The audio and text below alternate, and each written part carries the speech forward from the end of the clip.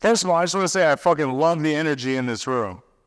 This is my third speech this week, and you guys are like 100x the next best audience, and makes me way more excited to share this with you guys. So today I'm going to share a couple things. Hopefully it relates to a lot of you guys in the room.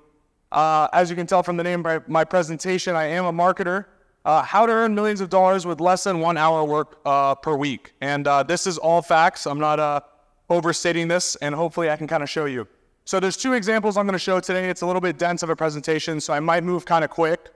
But in the presentation, I'm going to kind of be asking you guys for feedback and questions as well. When I do cue you, feel free to shout out the answers to the questions that I'm asking, just so I can kind of make sure that the room is on the same page as me. Are we cool with that? There's the energy I was looking for. Okay, cool. So first example is going to be on how I increased my active income by a couple $1 million a year with no money down, bought 2 companies. I'll show you how I did that. And then the second example is going to be more on the passive side. I know a lot of you guys are in the real estate world. I hate real estate. I'm impatient. I'm a marketer. I like putting in $1, getting 2 out the next day. I can't sit here and wait for years to do it. But I know you guys can, and I'm jealous, and I hate you for it at the same time. I just can't do it. But I got a pretty good example on the real estate side that I did. So I'll show you both of those. So, okay, cool. Active income. Let's get into that example. Could you guys raise your hands if you have business right now that's already getting deal flow? Just put your hand really high. Put your hand really high. Okay, about half the room, business doing deal flow. Cool. It's going to be very important for what I have here. Do any of you guys outsource certain parts of it? So, like, if you have a real estate business, like someone else does the transaction, someone else does the HVAC, put your hands really high. Let me get a good idea on the room. Any part of your business, cool, about half the room, love it. Or turn away any business because you don't take it on, okay? So these were kind of the problems that I was facing in my business. As an example, on the real estate side, you get deal flow, you have deals coming to you, someone else is funding them, they're making money. Someone else maybe does the HVAC on your properties, they make the money. Someone else maybe does the renovations on your property, they make the money. And so we're getting all these deal flow, but what's happening is we're actually giving so much of our profits away to other people so that they can handle parts of that business. And so the reason we do that is because it's a massive headache to go and sit there and build an HVAC company or go fund deals or go do renovations, whatever it is based on your business. Here was my problem. So we sell a premium marketing service. Our minimum retainer is 10 grand a month. You can imagine how many people can't afford 10 grand a month for their marketing team. Then on top of it, all the marketing spend and all the other things that come with it. So we were getting so many applications, but not enough people that were actually qualified to work with us. So as you know, a lot of people can't afford it, so we were losing a ton of revenue. So how do I solve this problem? I started kind of brainstorming to myself, what's the best way to do this? Way number one is probably what most people do. I can refer this business to someone else, but there's a few risks that come with that, right? Number one, they do a bad job. I refer someone comes to me and I say, hey, listen, go work with John. I trust John. John does a bad job. Who looks bad? I look bad, exactly, right? Huge risk here, especially when my name and my reputation are probably the most important thing, especially in the marketing space. Everyone here probably knows I live in the worst space possible. Everyone gets screwed by marketing companies. And so this one was a no-go for me. Number two is I take a lot less margin. They're going to give me 10% referral, 20% referral. I could do it myself and maybe make 50% margin, but the headache is just so huge. I have a lot less control. I can't tell them what to do. They're another company. I can't just boss them around and tell them I want to do it my way. They're going to do it their way. So here's kind of a framework of what was happening in the business at a high level so you can kind of understand. For every 100 applications we're getting on the website, 94 were getting rejected, okay? Which means how many were getting accepted? Only 6. So out of the 94 that were getting rejected, here's the interesting part. 70% of them were just wrong industry, or 70 of the 94 were wrong industry, which means I'm not going to take them on no matter what. But 23 of them were in the same industries that I wanted to market for. They just couldn't afford my 10K service. So the question here is, how can I solve for this problem? Can anyone give me a few ideas? Just shout them out. Offer stack, what does that mean? Lower price offer, okay, that's the right answer. How do I do that though? Am I going to sit here and build this company myself, create a different offer? You. What is it? Courses is a great answer actually. We already do that. It's not on here. So I sell the courses to the 70 right here. That's a great answer. And the reason I don't sell to the 24 is because I would rather create a recurring product. Whereas of course, they're going to buy it one time and they're going to go do it themselves. Totally cool for the 70 people that I have no plan on working on. But the 24, I need to find a way to get them to pay me monthly. Tiers of service, exactly. So you two are on the same page. I need to find a way to create an offer that was cheaper that I could actually afford. Because on my American payroll, there's no way I can charge someone less than 10K a month for the level of service that we're doing. So I need a version of my service that I could sell for 3 to 5K a month, because that's where all these people could afford to play. And I still needed it to get results, which is the hard part at that price point.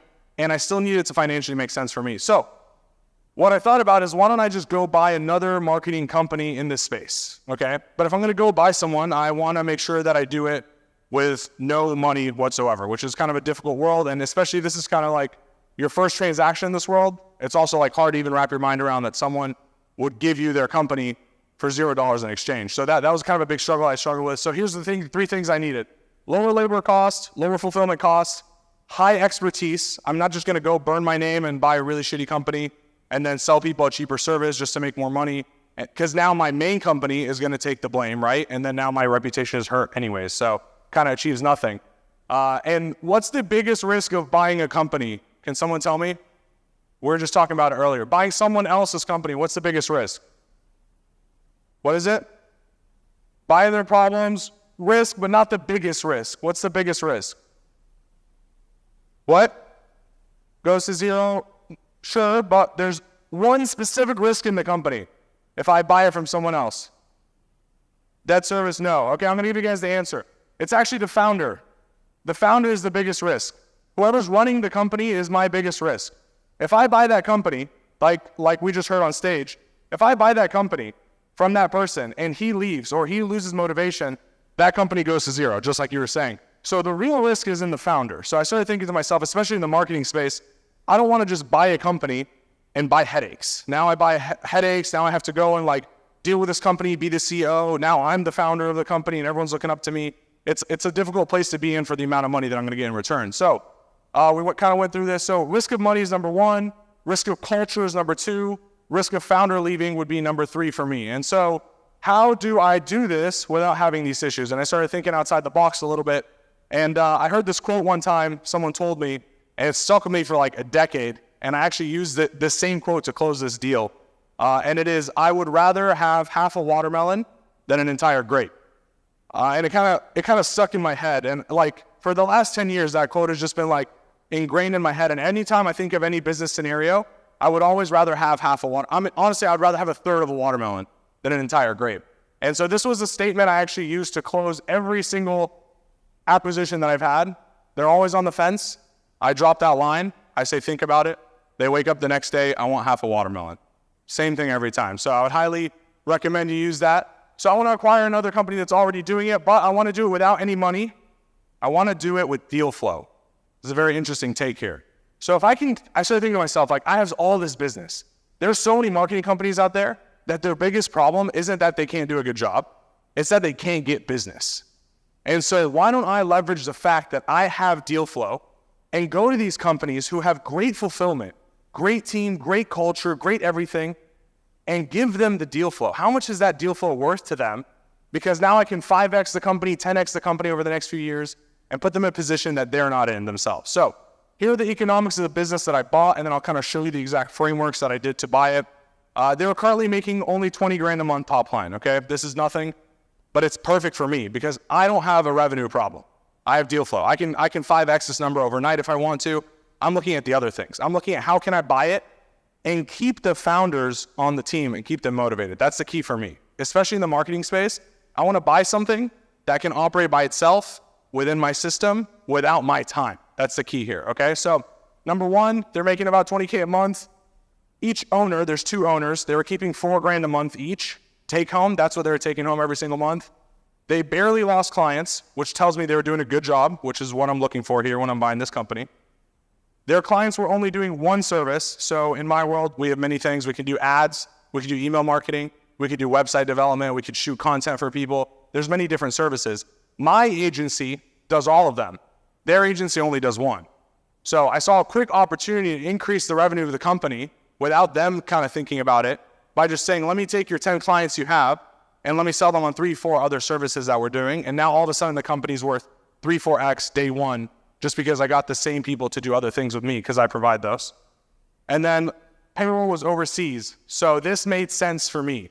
Like I said, I couldn't afford a 3 to 5K retainer on my American staff. But if all these people were in London, Serbia, Germany, all these other countries overseas where I could pay them a few thousand a month versus 6 figures a year of a salary. It could put me in a position to do so. And they had bad sales, so they had no growth, okay? They were pretty much the same every month. They barely lose any clients. This was the perfect situation for me, okay? For you guys, you might have a completely different situation based on the businesses that you're trying to buy and based on what you bring to the table. So don't forget, for me, I brought infrastructure and deal flow to the table. I had an HR team, I had a finance team, I had deal flow. So for me, I'm looking for someone who doesn't have deal flow, who doesn't have infrastructure, who doesn't have all these things, and most importantly, is not taking home a ton of money, okay? Because here's what I could do. Last thing, I guess.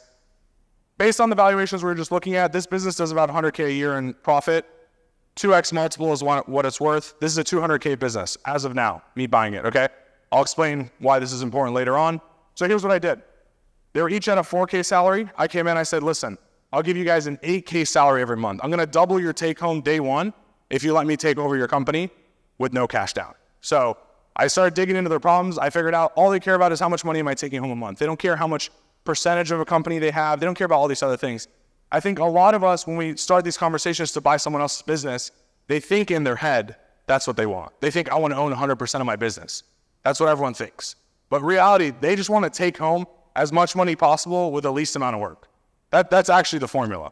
And so if I could figure out how can I give you more money every month and have you have less headaches and less work, then this should be a no-brainer for you. You should be logical enough to think about it and do this deal. And if you don't, perfect. That means we're not a good fit anyways because you're not logical.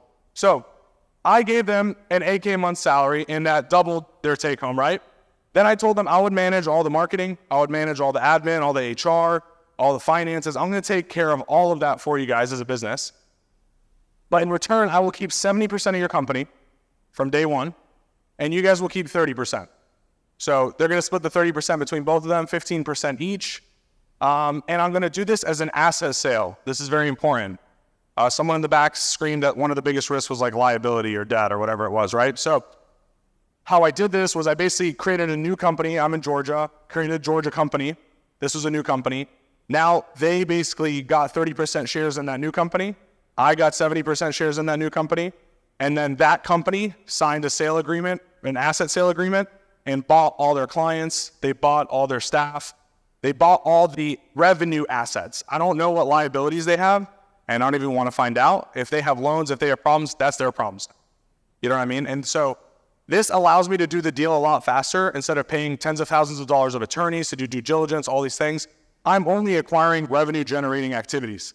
If they have other problems, like everyone has problems in the closet, under the rug, whatever you want to call it, I don't care. This protects me from actually taking them on. Does that make sense?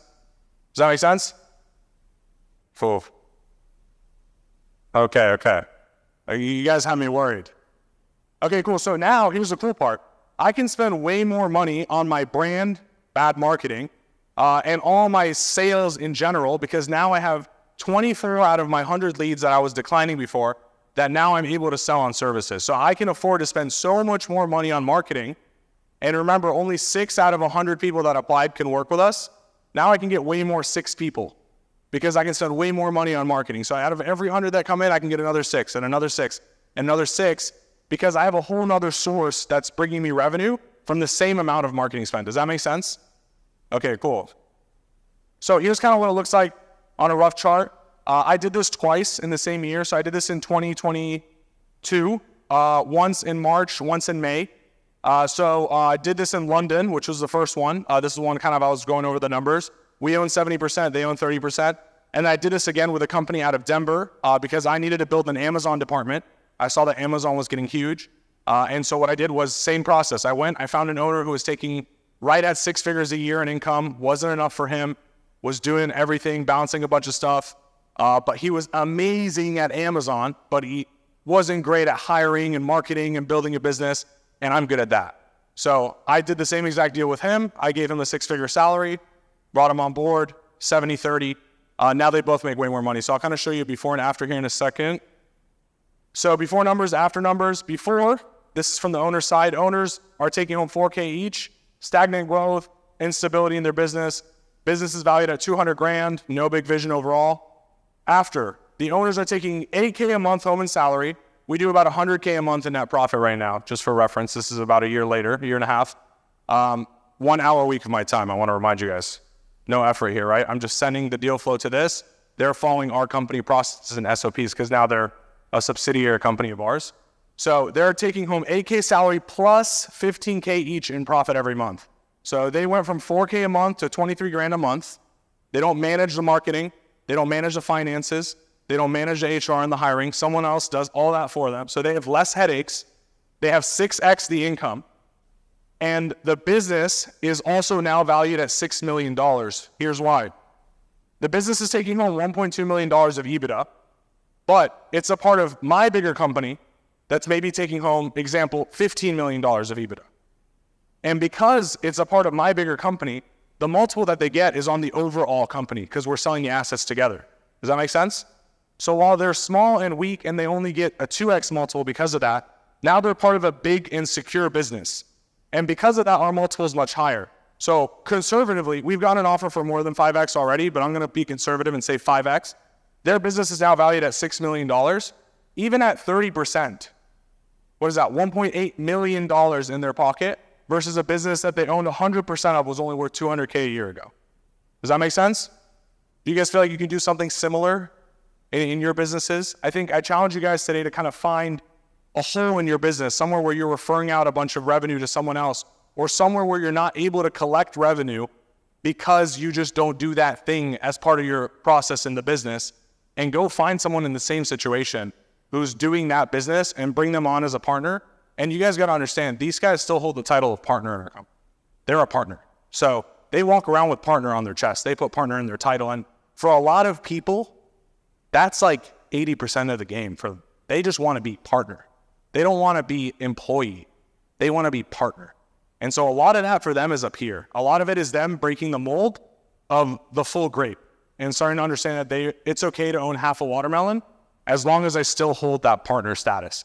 And so that's how I did it for my active income. And this is what I would tell you, buy founders of businesses, not just the businesses, especially at this level, okay? The bigger the business, the safer it is, right? So like if I'm buying a business that's doing $10 million a year, there's probably like very little chance, unless I'm doing like $100 million a year and I'm rolling them up, that I'm going to get them for no money, right? But in this category, like 6 figures a year of net profit, very easy to get them. But I look for founders. So I went through a ton of founders before I picked these because I felt like the founders were going to be good partners that are going to stay on board. And then eventually we'll sell this company. They'll take home $10 million for their company worth the value that they have. And along the way, they made way more money as well. So it's a win-win for everyone. So number 2, I'll give you an example of kind of how I did this on the passive income side. This is a building in Helen, Georgia. Does anyone know where Helen, Georgia is? Oh, nice. Okay, cool. So fun fact, Helen, Georgia probably has like the lowest population in Georgia out of any city, but it is the #1 like tourist trap in Georgia. It's a cool little German town. Everyone likes to drink, spend money, go crazy there. It's really cool. It's themed that way, and they get millions of visitors every single year. So this property, the problem was the owner was like 80 years old. He's listing it at $6 million. The city even came to him, offered him almost $4 million, but they wanted to basically gut the inside and change it to something else. He didn't want that. I'll give you kind of a background of what's inside of it. It's a really shitty, outdated, like go-kart track with old arcade games, like a family entertainment center is what we call them, is what's inside. And the key here, as I started investigating more into it, was that his children, his 2 sons, were actually the managers. And their entire family's income is based on this business.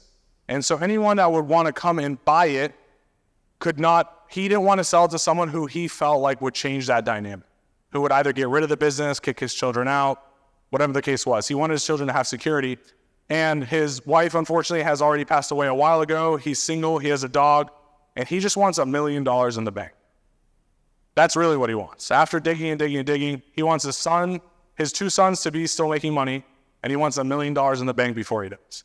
So I was like, how can I help kind of fulfill these things? So I looked at his P&L. This is his tax return on the business from that year. He was taking home $93,000 from the go-karting and all the stuff that was inside of it. And what I noticed later was he was also taking a ton of cash that wasn't on here. So this number is a little bit underinflated, but important to do some research, right? I was like, okay, my worst case scenario right now, if I don't change anything, is like I'm coming out of here with $93,000 of net profit. This doesn't include all the tax, right? You guys know what I'm talking about, right? Like all the stuff we take off the taxes. This doesn't include any of that. So I'm like, okay, my worst case here is I'm coming out with 93K. So how can I structure this deal where I can pay less than 93K a year for this building? So my worst case scenario, I'm passively taking profit. His sons are running the business and I'm in a great spot. So you can't see it too much, but we ended up closing for $2.75 million on this building. And I'll kind of show you how I cut the price in half. It's about 7.5 acres, as you can see here. It's about 140,000 total square feet indoors.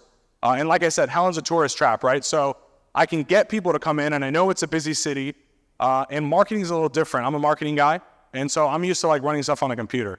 The problem is when people visit for one day somewhere, it's very hard to run an ad on a computer while they're there. So I had to take a different approach. I had to buy billboards and things like that, but I'll leave that for another presentation. But point is, I could creatively find different ways to make money here. So I'll show you how this deal went down.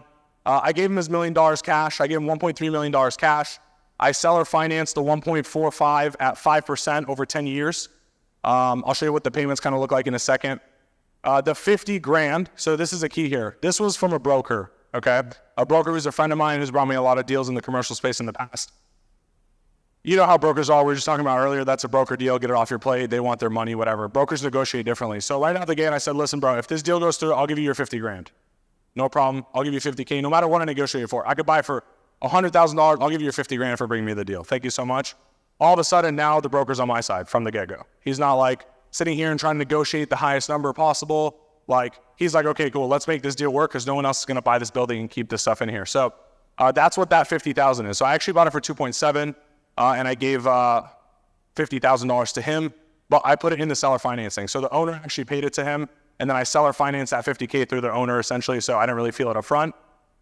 So only interest payments were due for 10 years. That was part of our negotiation, so for cash flow reasons. So this is kind of what the balance roughly looks like. So you can see here, interest is about $6K a month, and it starts dropping. So my worst case scenario here is I'm out $72K in interest payments every year, and the business is making 96. So I'm cash flow positive day one, assuming I don't change anything. But no way did I buy this business to not change anything in it. I bought it because I felt like there was an opportunity to like 10x the income of this business. So I'll show you creatively how I did it. So I split up the floor plan into a few different areas that I thought were pretty cool. So on the left side, you can see adult go-karting.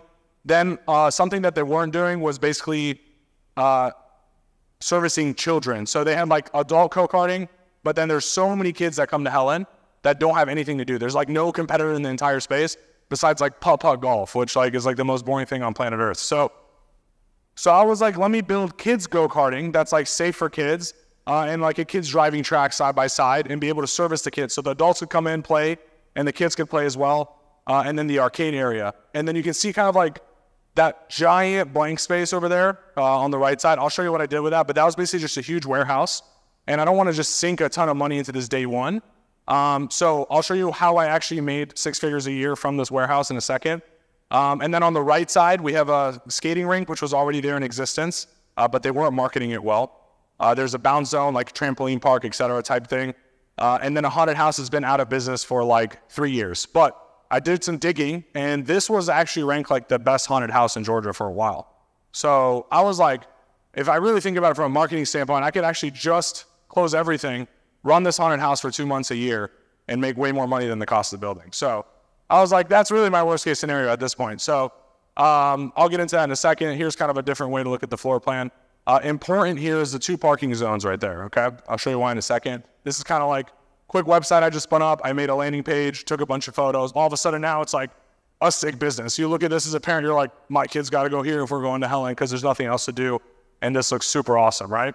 So here are a few things that this doesn't include when I show you all the money. Empty warehouse used to park a few companies. So that giant space, I was like, okay, I'm the biggest commercial building in this entire city. There is no way that there are people here who don't have parking to park like commercial stuff. So I went and got a landscape company to park their trucks, all their leaf blowers, everything like that. I got them to put them in my warehouse.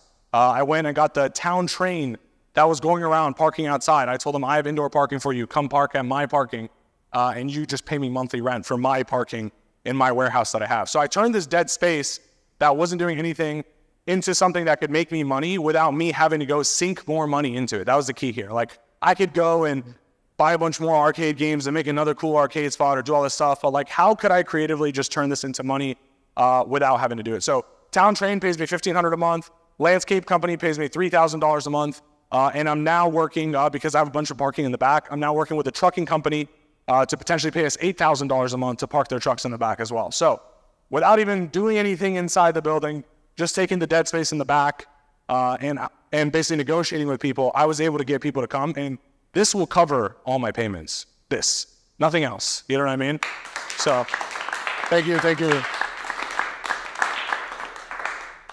So here's how it worked. Here's how the numbers worked out so far. So we bought it in April. Yikes. We bought it in April, and part of this that I didn't say, Helen gets really busy in the summertime, June, July. And so I didn't want to miss that window. So if I actually went to get a bank loan in this process, this is why Pace Morby hates banks so much. They're like, yeah, 60 days minimum before we get this deal done. And I'm like, okay, no chance I'm waiting 60 days. I would have missed 150 grand of net profit by waiting those 60 days. I couldn't afford that. So I got this deal done myself with kind of how I showed you earlier. We took over the business in April. In May, we basically did a bunch of investing into the business. So net profit was a little lower. June, July, you can see just between both those months, we took home 160 grand net profit. I just paid for my entire year in 2 months for the entire building, let alone all the other stuff I just showed you guys. So that's pretty cool. And then August, September, it sunk because now I'm taking those profits and I'm investing them to get that Halloween haunted house going so that next year I can make 7 figures from my haunted house as well. So now luckily the business is at the point. Again, I said an hour a week, but this one probably like an hour a month. It's just like too far for me. It's like an hour and a half away. I'm like, someone else is dealing with this shit. So I make this money net without having to invest my time into it. My operators get paid very well in that business. And now we're reinvesting that money. So I would assume when it's all said and done, now with the parking and all this stuff, which isn't included in any of these numbers, we're taking home about $1 million a year net profit. And I'm only paying this guy like 10, 11K a month, including the interest and the equity. If I want, I could just pay him $6 grand a month for the interest. And keep the rest as my own net profit. So I thought this was pretty cool. So here's another thing that I did. The parking part was super important, right? So the building didn't have a parking permit, so I wasn't allowed to charge people to park. Does anyone have like property in like a really small city? Raise your hand, like a tiny city? Very few people. Okay, here's the cool part about small cities. Like you and the townsman and the city council, like best buds, day one, like super easy. So it was super easy for me as the biggest commercial property in Helen, who's trying to make a huge change, to just go to the city, talk to them, and get them to approve me for a parking permit that's never been approved before for the property. Just because of that, this is not on any of the income statements. We park, IRS, delete that, please. So we take all cash. We park 350 cars every single Saturday at $10 a car. So $3,500 a week. It averages out to about $12,000 a month when it's all said and done. Just from the parking lot on Saturdays. No other day of the week, just Saturdays. The town is so full, no one can park in the main area. We're like one street over, and everyone comes over. We have a guy standing outside, $10 parking, and all of a sudden I've paid for my entire building, guys, without the warehouse space, without the go-karting, without the arcade games, without all the other income that I have, just from people parking cars on a Saturday. It's a joke. So this is a pretty cool way to kind of get creative. And then the second part of the project that we're working on right now is an Airbnb. So this little space right here on the map, again, biggest tourist town in Georgia, right? So pretty cool. This little space is kind of already like a living zone where the owner used to kind of live here and there, but it needs some renovation. So right now we're putting about 35 grand of renovation into it. It's a 2-story Airbnb, fits like 4 or 5 bedrooms. And this is like super conservative. The number was twice this, but I'm just gonna be conservative. We're expecting another 140 grand a year of income just from that Airbnb. The biggest tourist attraction in all of Helen is tubing. They go river tubing. That's like the thing that they're known for in the summertime. The biggest tubing company in Helen shares the property line with me on that right side. And what I did was I own the road in front of them that they have to go into the river for. And the guy before me didn't know that. And so I went to them, I said, hey, listen, I will in exchange let you use my road to turn your buses around and drop people off into the river. No problems. Just take these small little brochures and hand them to everyone that gets on your bus. So now I have tens of thousands of people a day who are now getting my marketing for free just because I happen to own the road in front of that guy, and now we're best buds. So another pretty cool thing there. Thank you. So again, super conservative numbers here, but I took it from 100K a year net profit, unused space, downward trend, no leadership, 1 million a year net profit, warehouse being rented, parking created, another 140K a year, valuation of the building easily double what I bought it for. That was in April. I could easily sell this building for $6 million right now with the income that it's making. And people in town are literally lining up to work for this company again. All the people that work there are like, I've never felt so alive in the last 10 years of working here. I've never felt like we're doing something big, we're doing something different. People are literally volunteer. I already have 100 volunteers who applied to work at the haunted house for free just because they want to be in that haunted house, they want to represent Helen. And when you're in a small town, there's not many job options, and there's also not many things that you're like, can beat your chest over and be prideful of, like, I'm building something cool for the city, and we did that for them. So if you guys want, scan this, connect with me on Instagram. Hopefully that was super valuable, and thank you so much for your time.